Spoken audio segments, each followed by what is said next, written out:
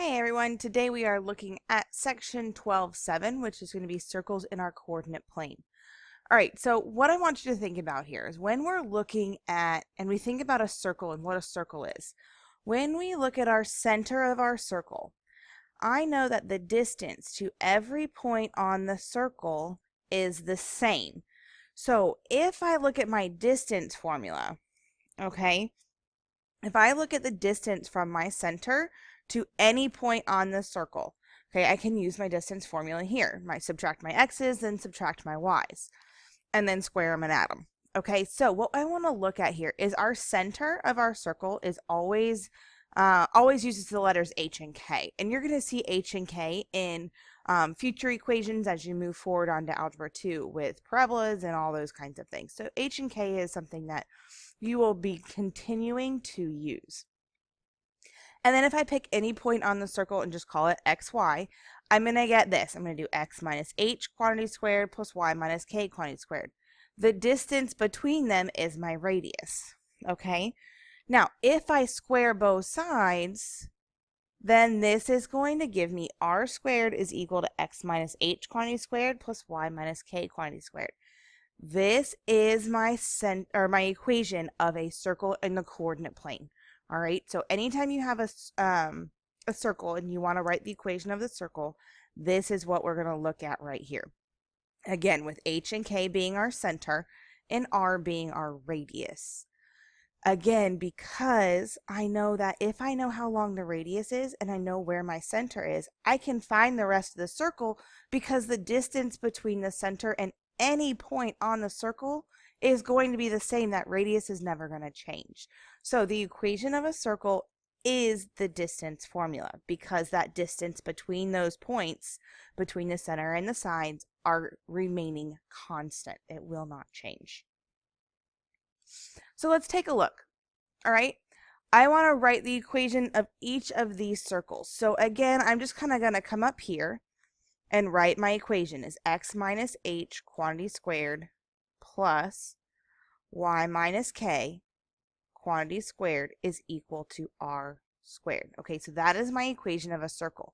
So this is my center here. So this is h and this is k, and then here's my radius. So what I'm going to do is I'm going to plug that information in. So I'm going to have x minus h, which is 4, quantity squared, plus y minus k, which is a negative 2. So subtracting a negative means we're adding, equals my radius, which is 3, squared. Now, the only thing that I have to do to this is square the radius. So it's x minus 4 quantity squared plus y plus 2 quantity squared equals 9. This right here is the equation of my circle. Okay? You don't have to FOIL this out or any of that. That's the answer. Okay? So you're just plugging it in and all you're doing is squaring the radius. The only time you have to mess with this is, let's say we have x minus 0 quantity squared.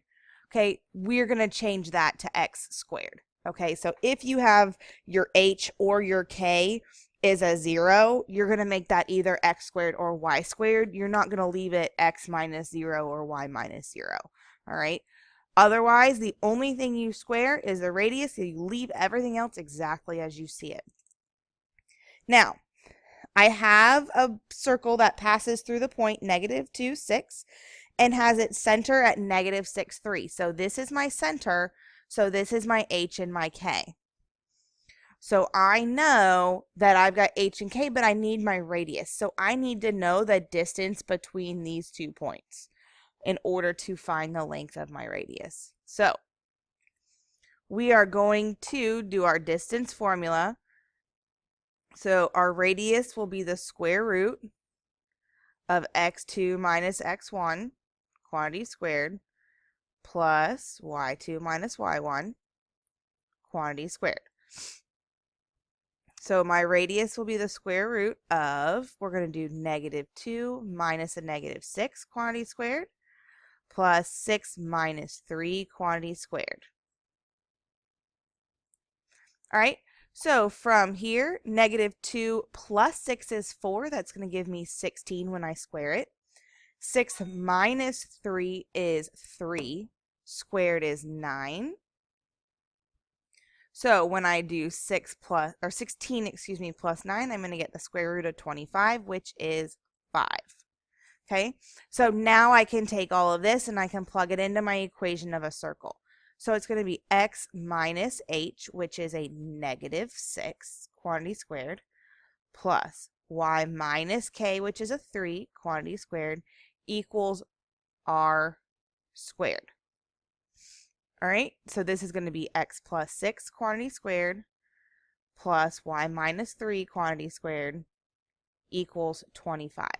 Now, a little shortcut that you can take is when you get to this point, because sometimes this is not going to be a nice number, and that's fine. But what are you going to do? You're going to turn around and square it. So the square root of 25 squared is 25.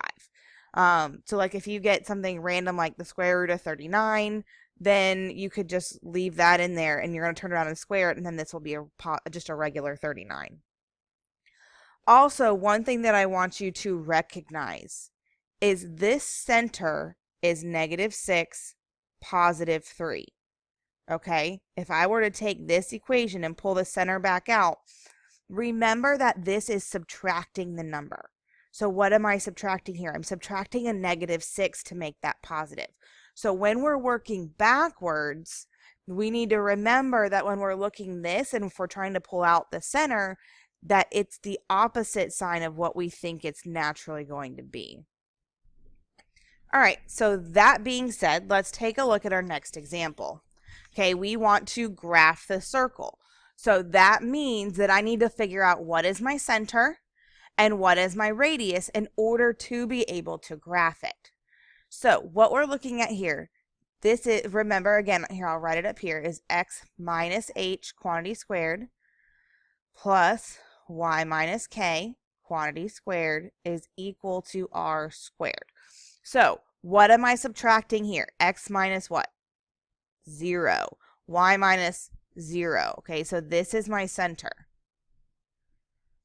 Then my radius, this is r squared. So the square root of 25 is 5. All right, let's go ahead and do the same thing over here, and then we can graph them both at the same time. Okay, so when I'm looking here, again, I want to pull out my center. Remember, I'm subtracting. So what am I subtracting from my x? I am subtracting, this is x minus a negative 1. This is y minus a positive 2. Okay, then we are going to look, this is r squared. So again, the square root of 9 is 3, so my radius is 3. So when I do these, I'm going to start by plotting my center. So here's my center at 0, 0. Then from here, I know that my radius is 5. So I'm going to count 1, 2, 3, 4, 5. To the right, to the left, up, and down. Then you are going to do the best job that you absolutely can. I realize some of these are going to end up a little like rounded squares or kind of football looking things. Just do the best you can. I get to cheat because I have a tool that draws circles for me. But draw the circle that connects those dots. Again, you're just going to do the best that you can because right now we're not using a compass. So it's fine. Just sketch it out as good as you can. All right. Same thing over here. My center is at negative 1, 2. So here is my center. And my radius is 3. So in up, down, left, right directions, I'm going to count 1, 2, 3, 1, 2, 3, 1, 2, 3, and 1, 2, 3. And then again, I'm going to draw my circle the best that I can that connects those points. All right? So any questions on that? Go ahead and make a note of it somewhere on your paper. Example 3. Okay, here's where this section tends to get a little challenging. We have the equation of a circle. It is x squared minus 4x plus y squared plus 2y equals 4. Now, We don't have this in our form x minus h quantity squared plus y minus k quantity squared. We need to put it in that form, okay? Which means we need to create this piece here and this piece here and have them be perfect squares. Like I'm going to pop back here for a second, like these are, because this is x plus 1 times x plus 1. We want to create something here. All right, let's go ahead and FOIL this. This is going to be x squared plus 2x plus 1, okay? I want to add something here that's going to make this perfect square, okay? So what I'm going to do, and I'm going to try to change colors, is I'm going to take this x squared minus 4x, and I want to add something to it right here. That's going to make this something that I can factor into something times itself, all right? We're going to do the same thing over here. Y squared plus 2y plus something is going to equal 4. Now, I'm adding something to this side, which means I need to add those same somethings to this side. Okay, we have to keep our equation balanced so that it's we're not actually changing the value. So here's how this is going to work. All right, I am going to, if we look back for a second here, and it's harder to see with this one because it's ones, but if I take this and I divide it by 2 and then I square it, I'm going to get 1. All right. Let's look at this one too. This one might be a little bit easier. If we do y minus 2 times y minus 2, all right, this is going to be y squared minus 4y plus 4. Okay. So what I'm going to do is I'm going to take this middle term right here. Okay. You're going to take the middle, you're going to divide it by 2, and we're going to square it. Okay, that's what's going to go right here. So let's take a look over here. Our middle term here is a negative 4. So I'm going to take that negative 4, I'm going to divide it by 2, and I'm going to square it. And that's going to go over here as well. Negative 4 divided by 2. And square it, because again we have to keep our equation balanced. Now we're going to do the same thing here. I'm going to take this 2, I'm going to divide it by 2, and I'm going to square it. So same thing here, 2 divided by 2 and square it. Guys, this is called completing the square. You should have seen this a little bit last year, but just in case you didn't, we're going to go through it pretty slow, okay? So I'm going to get x squared minus 4x plus here, y squared plus 2y plus here, 4 plus here plus here. Okay. I'm going to take a little step in between. So negative 4 divided by 2 is negative 2, and we're going to square that. 2 divided by 2 is 1. We're going to square that. All right. Now, I'm going to go ahead and finish off what's over here. So what is negative 2 squared? It is 4. 1 squared is 1. So that's what these become. So what we're going to get is x squared minus 4x. Negative 2 squared again is 4. So it's plus 4 plus y squared plus 2y plus 1 equals 4 plus 4 plus 1 is 9. Now I'm going to take this piece and I'm going to factor it. And then I'm going to take this piece and I'm going to factor it. Well, if I think about factoring it, okay, what numbers are going to add to negative 4 but multiply to be 4? It'll be negative 2 and negative 2. So this is x minus 2 squared.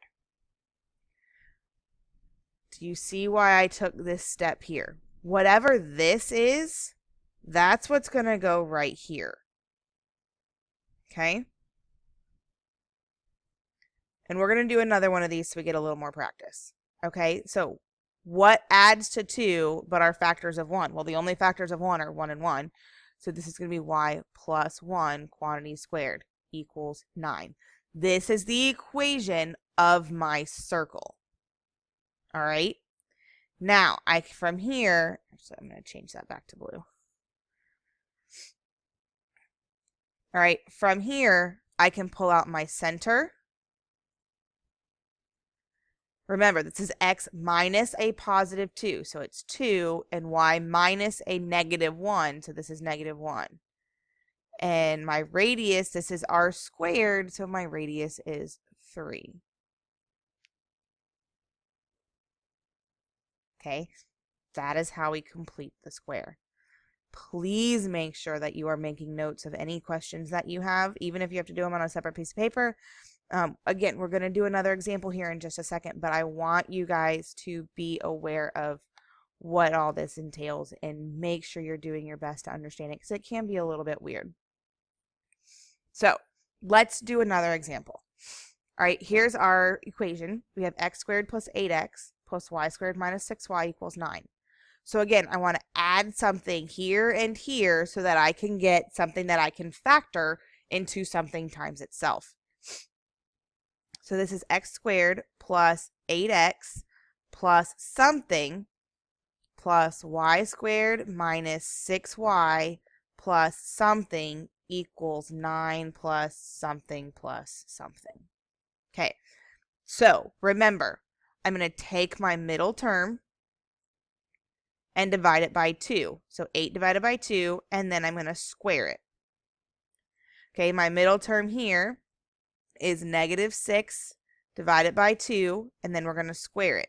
And that's what I'm going to add to the other side as well, so my equation is balanced. All right? Then this is going to give me x squared plus 8x plus here, because I just want to change the color, so I'm going to do minus 6y plus here equals 9 plus here plus here. Okay, so 8 divided by 2 is going to give me 4, so this is 4 squared. All right, negative 6 divided by 2 is going to give me a negative 3, so it's going to be negative 3 squared. All right, what is 4 squared? It is 16. Negative 3 squared is 9. So let's look at the next step here. I'm going to get x squared plus 8x plus 16 plus y squared minus 6y plus 9 equals 9 plus 9 plus 16, which is 34. All right. Now, I want to write this in the standard form of the circle. So, what are factors of 16 that add to 8? It is 4 times 4. So, it's x plus 4 quantity squared plus y. Now, adds to negative 6 and multiplies to a positive 9. Negative 3 and negative 3. So, negative 3 squared equals 34.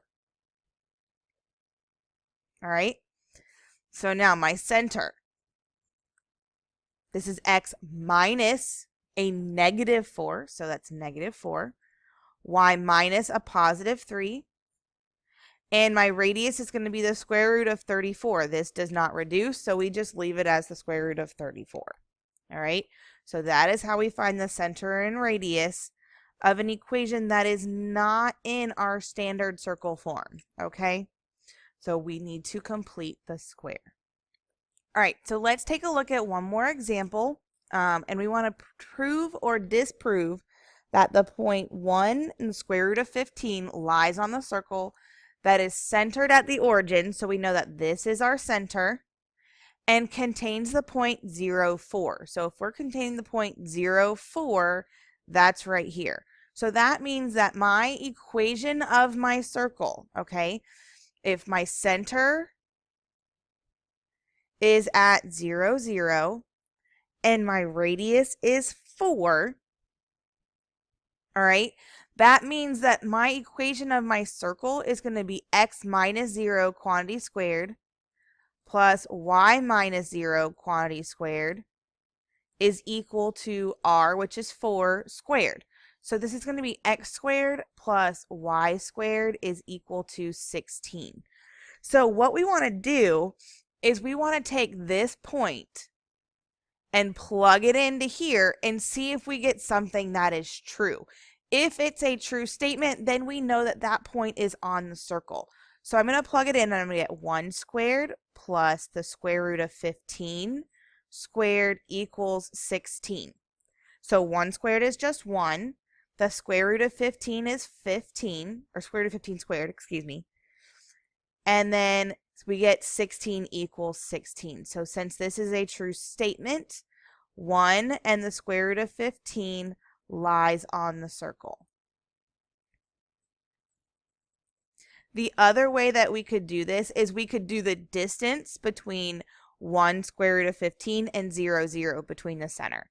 Okay, so this is what my graph would look like of my circle. Okay, and then 1, and then this is going to be this, well, this is actually a little big. Sorry. And square root of 15 will be just below 4. And again, it's not the best circle. We're going to pretend. But you can either do distance formula, or you can find the equation of your circle and then just plug that point in. Okay, so if you have any questions, please let me know, and I will see you guys in class. Have a wonderful day.